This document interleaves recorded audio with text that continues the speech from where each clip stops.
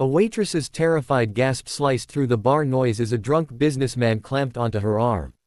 Before anyone moved, 5 leather-clad bikers rose from their corner booth, patches gleaming under the dim lights.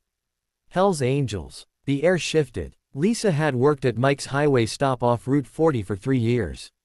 Every Thursday the 5Angels claimed the same booth, quiet, good tippers, no trouble. Tonight the oldest, Gray, with his silver-streaked beard, gave her the usual respectful nod as she dropped off fresh napkins. A rumpled businessman at the bar had been pounding whiskeys for hours, eyes locked on her. His loose red tie and slurred, "Sweetheart," calls set her teeth on edge. She brushed him off politely, but he kept staring, blocking her path, breath sour with liquor. "Hey, pretty thing, what's your name?" he slurred, swaying. "Lisa. I need to get by." He stepped closer. "Thought you could show me around after your shift." From the booth, the Angels watched. Gray's hand steadied the youngest one. "Not yet." Lisa slipped past. The jukebox slowed to a mournful tune.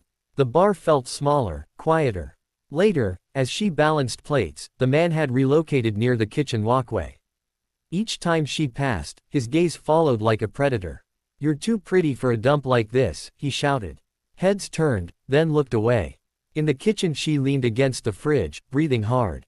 3 more hours. Then home, and mailing that nursing school application she'd saved months of tips for.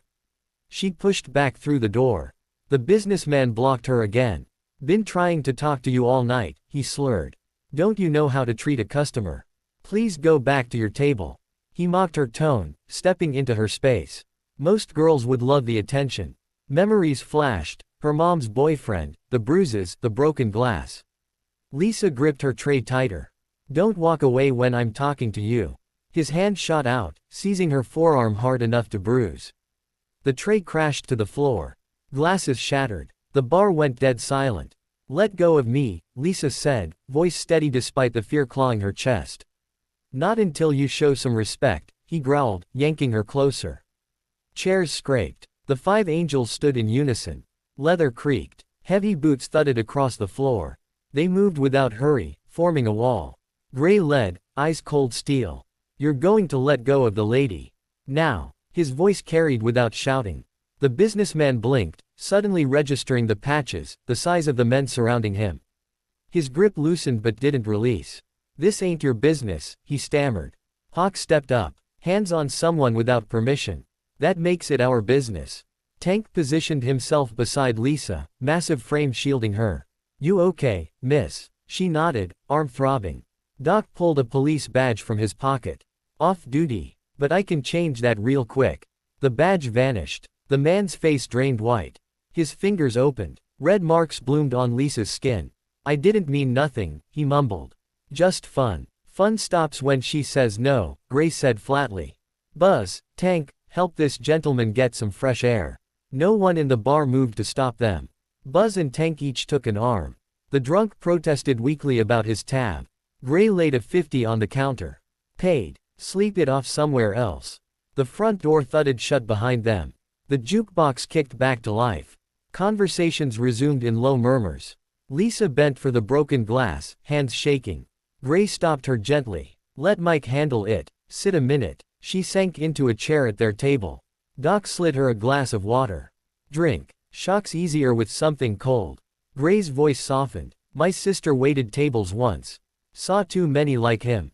She rides with us now, leads her own chapter." Hawk pushed fries her way. "Eat. Helps." Outside, Tank and Buzz made sure the man got a taxi, not his keys. Lisa touched the leather band on her wrist, her dad's last gift. "My dad always said stand your ground, but know when to ask for help." Gray smiled faintly. "Smart man." The nursing school brochure had fallen from her apron during the scuffle. Doc picked it up, glanced, handed it back. "Good field," he said. "The fee took forever to save," she admitted. The men exchanged looks. Gray pulled a card from his wallet. "Our chapter runs a women's empowerment scholarship. My sister started it. Deadline's 2 weeks out." Lisa stared at the card. Hell's Angels logo. Real. Weeks later she set their usual beers down. "On the house tonight." Gray raised his glass in quiet toast.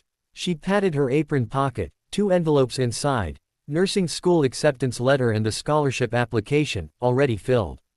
I mail them tomorrow, she said. Don't thank us, Gray replied, weathered face creasing. Just pay it forward someday.